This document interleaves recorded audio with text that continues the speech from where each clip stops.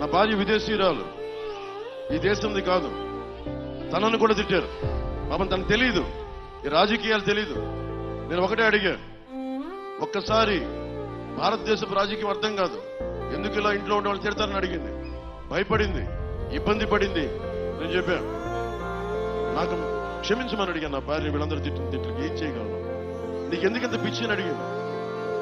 నేను అడిగాను ప్రతి ఒక్కరు. నా భార్యకి ఒకటే చెప్పాను, ఓకే నీ భర్త డబ్బులు సంపాదిస్తాడు, నా బిడ్డకి నేను ఇచ్చుకోగలను.